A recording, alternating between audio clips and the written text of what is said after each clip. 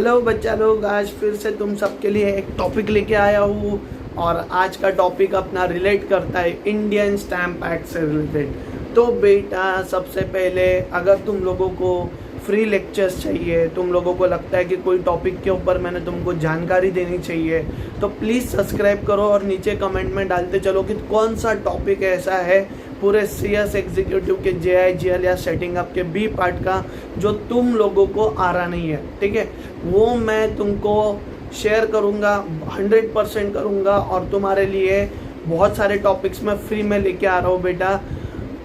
मे भी ऐसा भी हुआ आगे जाके कि पूरा चैप्टर का चैप्टर भी डालने लग जाओ। ठीक है बेटा, क्योंकि मुझे ये चाहिए कि हर एक बच्चे का कोई भी नुकसान ना हो, हर एक बच्चा आगे बढ़े, कोई पीछे ना रहे, और जिसको प्रॉब्लम्स है वो बच्चों को कभी दिक्कत ना आए। तो I hope you are liking my lectures. और चालू करते हैं। आज का जो टॉपिक रहेगा बेटा, that is Indian stamp act से रिलेटेड सेक्शन 52, 53 और 54।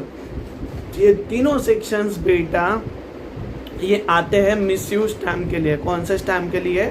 Misuse stamp. अब बेटा, जब तुमने ये वर्ड सुना मिसयूज्ड, ठीक है, तो मिसयूज मतलब ही क्या कि गलती से क्या हो गया, गलती हो गई है। बराबर, क्या हो गया बेटा? गलती से गलती हो गई है। अब इसके साथ साथ जब तुम्हें मिसयूज का मीनिंग समझ में आ रहा है, तो काय का मिसयूज किया हुआ है बेटा? अपन ने स्टैम्प का मिसयूज किया हुआ है। बराबर बेटा, तो ये स्टैम्प एक्ट के बारे में मतलब अपन ने बहुत सारी चीज़ें पढ़ ली है, तो आज अपन इसके बारे में देखेंगे। तो लेट्स सी। मिसयूज स्टैम्प जो है 3 सेक्शन में, जैसे मैंने बोला 52, 53, 54 में दिया गया है। तो सबसे पहले देखते हैं सेक्शन नंबर 52 क्या बोलता है। ठीक है बेटा, मॉड्यूल के अंतर्गत में देखोगे तो तुमको मैं जो पॉइंट्स बता रहा हूँ सारे क्लियर हो जाओगे। एक बार टॉपिक देख लो, फिर मॉड्यूल पढ़ लो, 100% तुम्हारा डाउट जो है वो क्लियर हो जाएगा। ठीक है, तो ध्यान। सबसे पहले सेक्शन 52 के बारे में बता रहा हूँ। सेक्शन 52 ये बोलता है भैया कि अगर कोई बंदे ने गलती से ग्रेटर वैल्यू लगा दिया है, मतलब स्टैम्प के ऊपर उसको कम अमाउंट का स्टैम्प लगाना था बट उसने लगा दिया ज़्यादा अमाउंट का, या फिर भाई साहब को स्टैम्प लगाने की गरज नहीं थी फिर भी स्टैम्प लगा दिया है। ठीक है, लगाने की गरज कोई इंस्ट्रूमेंट्स पे नहीं होती है। ठीक है, और उसके ऊपर उसने लगा दिया, जैसे सेक्शन 3 में अपन ने देखा था बेटा, लीज का देखा था वगैरह। ठीक है, स्पेशल इकोनॉमिक जोन का वगैरह देखा था, गवर्नमेंट के फेवर में देखा था। तो वो केसेस में अपने को स्टैम्प लगाने की गरज नहीं है। ठीक है बेटा, या फिर अगर उसने स्टैम्प लगाना था फिर भी नहीं लगाई है, पॉइंट नंबर 2 बोला मैंने। और थर्ड पॉइंट कि वैल्यू जो लगानी थी, ठीक है, वैल्यू जो लगानी थी वो स्मॉलर अमाउंट की लग गई, जबकि उसको क्या लगानी थी?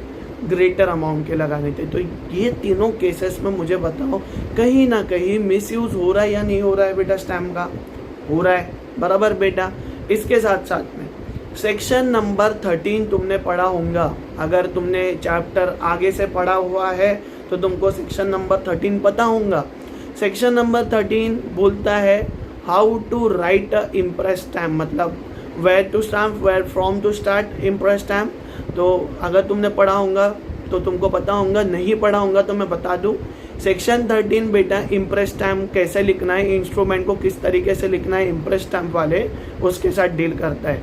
अब ये सेक्शन क्या बोलता था कि भैया जहाँ पे इम्प्रेस स्टैम्प लगाना है, कहाँ पे लगाना है? फेस ऑफ द इंस्ट्रूमेंट पे लगाना है, और वहीं से अपन ने इंस्ट्रूमेंट को लिखना चालू करना चाहिए, ऐसा कुछ भी नहीं है। अगर तुमने लास्ट लाइन में भी तुम्हारा फैक्ट बता दिया कि तुम लोग काय के बारे में इंस्ट्रूमेंट बना रहे हो, तो भी उसको वैलिड माना जाएगा, ऐसा सेक्शन 13 में बोला गया है। और ये रूल को अपन ने फॉलो नहीं किया तो अपन सेक्शन 15 के हिसाब से जो इंस्ट्रूमेंट अपन ने बनाया था सेक्शन 13 में, ठीक है, उसमें सेक्शन 15 के अनुसार इसको एडमिसेबल नहीं माना जाएगा। तो यही पॉइंट बेटा मिसयूज में भी दिया हुआ है कि सेक्शन 13 को अगर अपन ने फॉलो नहीं किया तो इनएडमिसेबल एज अ एविडेंस करके माना जाएगा इंस्ट्रूमेंट। कौन से सेक्शन के हिसाब से? सेक्शन नंबर 15 के हिसाब से। ठीक है बेटा, ये पॉइंट सबको क्लियर? यहाँ तक 2 केसेस हो गए। उसके बाद अब मुझे बताओ, ये मिसयूज स्टैम्प तुम लोग अपने घर पे रख दोगे क्या? नहीं रखोगे। क्या करोगे? कलेक्टर के पास लेके जाओगे और कलेक्टर को बोलेंगे कि भैया, कलेक्टर भाई साहब मुझसे गलती हो गई, ले, ठीक है, मेरे से गलती हो गई है, और ये जब तुम लोग कलेक्टर के पास ये लेके जा रहे हो तो तुमको उसको एक एप्लीकेशन करना पड़ेगा कि नहीं, मिसयूज हो गया इसके लिए करना पड़ेगा। कितने महीने के अंदर सर? तो 6 महीने के अंदर। बेटा कितने महीने के अंदर? 6 महीने के अंदर। कब से सर? जब से मिसयूज स्टैंप हुआ था तब से लेके कितने महीने के अंदर? 6 महीने के अंदर। इसके साथ साथ कभी कभी ऐसा भी होता है ना कि तुम लोगों ने इंस्ट्रूमेंट के ऊपर डेट नहीं डाली हुई है, ठीक है। अगर इंस्ट्रूमेंट के ऊपर डेट भी नहीं डाली हुई है तो भी मिसयूज होने के बाद में 6 महीने के अंदर ही तुम लोग किसके पास लेके जा सकते हो? कलेक्टर के पास लेके जा सकते हो। अब कलेक्टर के पास लेके तो गए तो कलेक्टर उधर क्या झक नहीं मारने वाला है, बराबर है। कलेक्टर क्या करेगा? कलेक्टर जो है बेटा एक तो इसको स्टैम्प करवा के देगा या फिर बोलेगा कि भैया तुम्हारा इंस्ट्रूमेंट पूरा का पूरा क्या हो चुका है, स्पॉइल्ड हो चुका है, तो ये कुछ काम का नहीं है। यहाँ तक सबको विषय क्लियर है। सेक्शन 52 ये सारी प्रोविजंस के बारे में बताता है। अब बेटा कलेक्टर के पास तुम तो लेके गए हो स्टैम्प को, एक तो वो क्या बोल रहा था कि मैं स्टैम्प करके देता हूँ, ठीक है, मतलब तुम लोग फिर से इसका इस्तेमाल कर सकते हो, या फिर ये मिसयूज हो चुका है। तो जहाँ पे वो ऐसा बोलता है कि मैं स्टैम्प करके फिर से देता हूँ, वहाँ पे एप्लीकेबल होता है सेक्शन नंबर 53, ठीक है बेटा। अब सेक्शन नंबर 53 क्या बोलता है कि भैया जब भी कलेक्टर तुम्हारे मिसयूज स्टैम्प को फिर से रीयूजेबल करवा के देगा, एट दैट टाइम मुझे बताओ सेम डिस्क्रिप्शन के वैल्यू का अमाउंट का स्टैम्प देगा कि नहीं। मतलब ही जैसे मेरे को लगाना था स्टैम्प ड्यूटी 20 रुपये का, तो 20 रुपये का ही स्टैम्प ड्यूटी का वैल्यू देगा कि नहीं देगा, ठीक है। या फिर अगर मुझे अलग स्टैम्प लगाना था, मतलब ग्रेटर वैल्यू का स्टैम्प लगाना था, तो ग्रेटर वैल्यू का देगा कि नहीं देगा, ठीक है। इसके साथ साथ में अगर उसको लगता है कि स्टैम्प ड्यूटी में कोई डिडक्शन करना है, जैसे मैंने बोला था स्टार्टिंग में, देखो सेक्शन 52 में कि डिडक्ट अमाउंट कम लगानी थी बट लगा दी कौन सी वाली? ज़्यादा वाली। तो डिडक्शन भी कर सकता है कि नहीं? अमाउंट में कर सकता है, पर कितना कर सकता है? 10 नया पैसा, इससे ज़्यादा वो डिडक्शन नहीं कर सकता है। ये सारी चीज़ें करने के बाद में बेटा अपना स्टैम्प जो है वो फिर से क्या होने वाला है? रीयूजेबल होने वाला है। पूरा विषय क्लियर हो रहा है बेटा सेक्शन 53 का। एक बार फिर से थोड़ा सा ऊपर बता दूं। देखो जब कलेक्टर ये बोलेगा कि भैया तुम लोग स्टैम्प का फिर से क्या कर सकते हो? रीयूज कर सकते हो, तो एट दैट टाइम वो अपने को सेम डिस्क्रिप्शन वाला स्टैम्प वैल्यू देगा या फिर ग्रेटर वाला देगा, या फिर 10 नया पैसा जो है वो डिडक्ट करके क्या देने वाला है? नया स्टैम्प देने वाला है। क्लियर है बेटा? यहाँ तक कोई दिक्कत किसी को? 52 का विषय सबको क्लियर हो गया है, आई होप सो। उसके बाद सेक्शन 54, ठीक है। अब सेक्शन 54 क्या बोलता है कि अगर तुम लोगों ने कभी कभार स्टैम्प वैल्यू तो लगा दी है, ठीक है, इंस्ट्रूमेंट तो बना लिया है, स्टैम्प वैल्यू तो लगा दी है, बट उसका इस्तेमाल तुम लोग इमीडिएटली नहीं करने वाले थे। मतलब ही क्या कि आज के डेट में मैंने इंस्ट्रूमेंट बनाया, राइट बेटा, और इसका इस्तेमाल मैं करने वाला था करीबन 4-5 महीने के बाद में, तो मैं इमीडिएट यूज यहाँ पे कर रहा हूँ क्या?